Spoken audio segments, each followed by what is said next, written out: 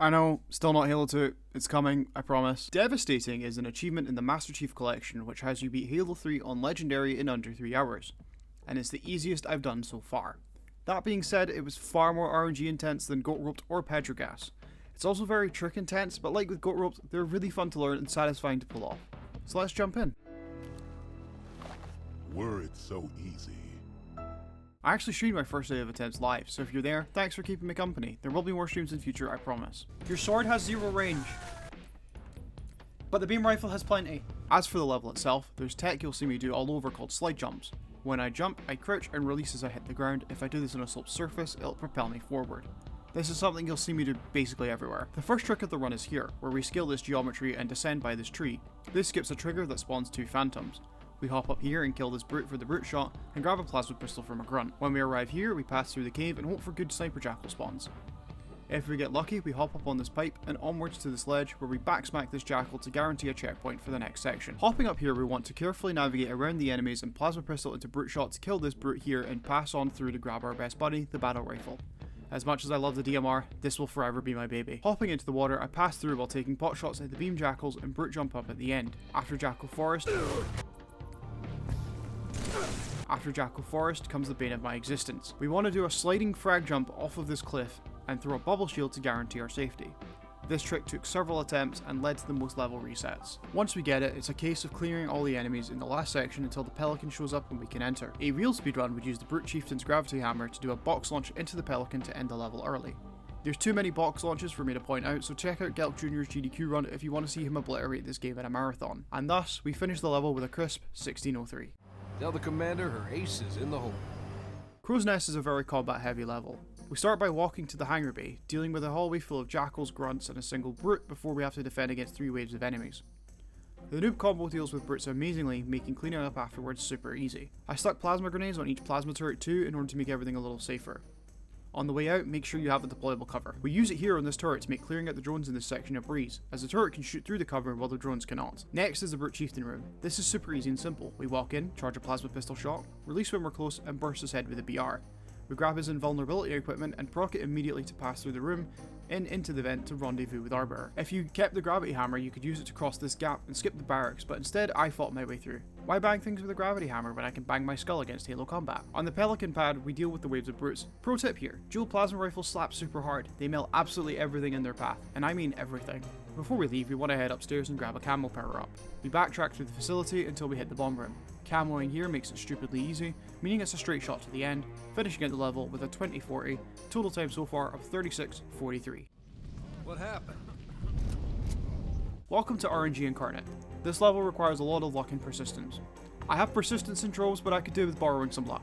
The main strat on this level is drive and hope you don't die, which is not as easy as you think. Grab some marines in the beginning to soak damage in this section here. We have to cross a wide open area with a shade turret, a phantom, jackal snipers and a field rod brute. Very manageable encounter, Bungie, thank you. Grab a gravity lift here and make your way to this barrier. 50-50 shot on which side the shade turret is, but ideally you want it to be on your right. Here you can either YOLO drive to clear the gap, or use the gravity lift to cross over, making it super easy to drive past this holdout encounter into the brute choppers, splatter the brutes and acquire the fuel rod gun. Using a chopper, we want to scale the wall here and pray for a checkpoint. After that, splatter as many brutes as you can, hop out the chopper, shoot this turret and fire enough fuel rods to take out the shields. Once you've done both of these and moved up far enough, the level should end. I ended with a comfortable 657, bringing my total time to 4340. Chief, the Prophet of Truth has found the Ark. This level is probably the level I'm most disappointed in. I could have gotten it much lower if I had the patience, but I just couldn't stomach it anymore. At the start, I traded for a battle rifle with a marine and made my way inside, clearing the hallways manually instead of taking the hog through and splattering like a proper speedrun. Once outside, I do this baffling strategy of sniping both the gunners of the 2 present wraiths, hijacking the far one and using it to kill the ghosts and other wraiths. I used the sniper to clear this room full of brutes, when all I had to do was box jump up here and ignore them. Heading into Scarab Lake Bed, I used a lot of rockets and 2 rocket pods to clear up what I could in prep for the Scarab coming down. Instead of using the mongoose to clip through the door a la Nightfall, I decided to use this lift to get on top and clear the Scarab. Yes, Caitlin, surely this is faster than using the grab lift to just immediately kill it. From here we head indoors and towards the end of the level, I snipe the chieftain and make the biggest mistake of this run. I did not grab a plasma pistol.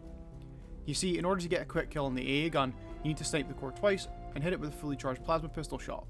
You can do this from afar like Gelk does here, or you can do stupid strats of running forward to get a plasma pistol and waste a bunch of time. Embarrassing. Would have been a 17 minutes had I done the level the way I was meant to. 23 minutes flat. 1 hour, 6 minutes, 40 seconds total.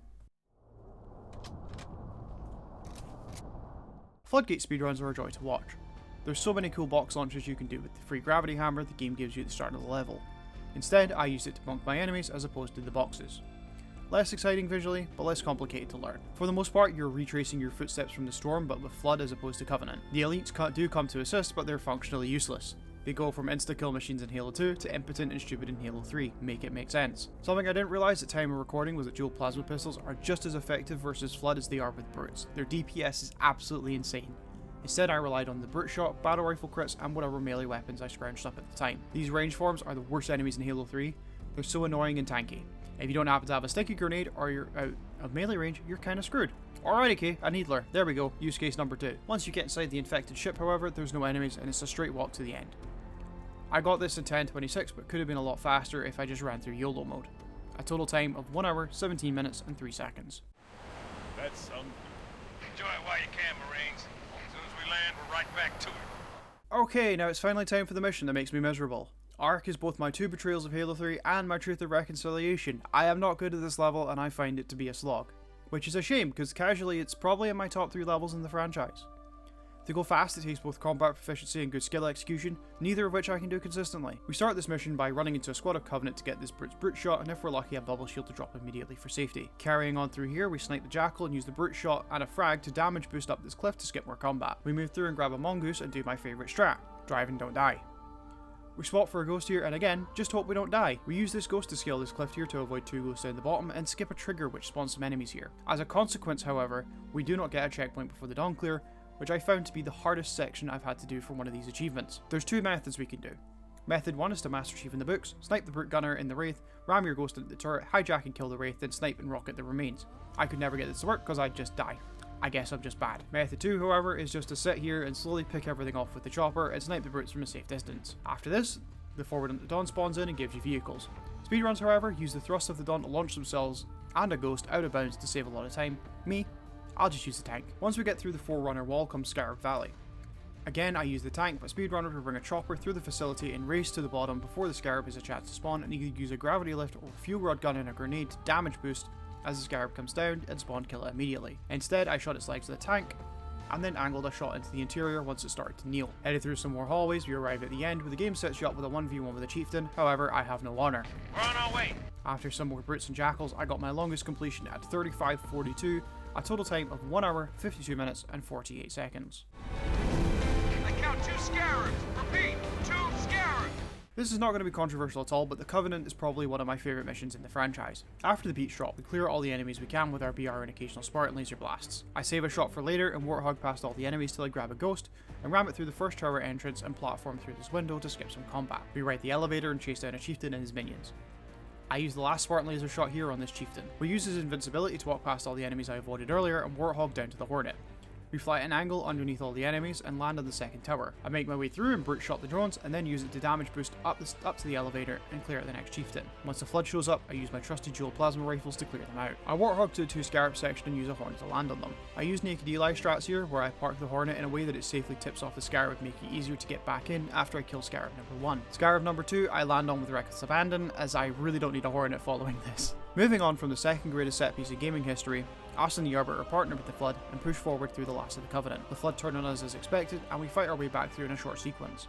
I finished this level in 26:46, a total time of 2 hours, 19 minutes, and 34 seconds. There's 2 of us in here now, remember? Woohoo! More RNG, here we go! Cortana is the worst level in this game and possibly all of Halo. It's just a mess of flood hallways and far too many enemies.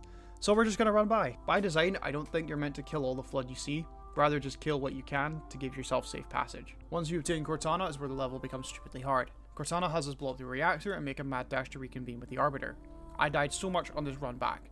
Maybe lost like 9 minutes to deaths here as I really just didn't want to reset. I just wanted this mission done. We got there though, with a 1951, bringing my total time to 2 hours, 39 minutes, and 25 seconds. A little over 20 minutes to finish the last level. Right, Let's get this done. We push our way up to the control room, keeping Flood back as best we can. Dual plasma rifles do work once again, as well as our handy rocket launcher. Once we reach the top, we just hold out till Spark says we can move on. You can start this wave fight early by either rocket jumping or by combining damage boosting with a gravity hammer swing to get up the spire, but I saw this as unnecessary to learn. Try to keep the Flood to the open section of the platform, as Johnson has his Spartan laser and he can really put in work with that thing. Once we're allowed, we head indoors and use Johnson's aforementioned Spartan laser to kill Guilty Spark. After firing Halo, we make our way outside, this time dealing with Sentinels and Flood. But we have no time to slowly make space for ourselves, we just need to push. Next comes the Warthog Run, the best set piece in any video game ever. You and your pet dog Arbiter have just fired the most powerful super weapon in the galaxy. It's ready to explode with both you on it, as well as a parasitic hive mind that threatens all sentient life in the galaxy.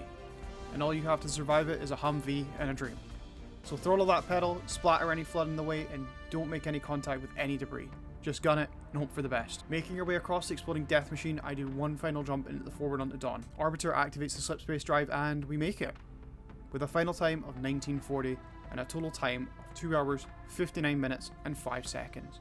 Just barely scraping that 3-hour mark and grabbing the devastating achievement. Thank you so much for watching. I'm having so much fun making this series. Thank you to everyone who showed up when I streamed day 1 of me doing this run. I will be streaming more, so keep an eye out for that. Like this video if you enjoyed and maybe subscribe while you're here. Anyways, we're now going to do my favourite Halo game next, Halo 3 ODST.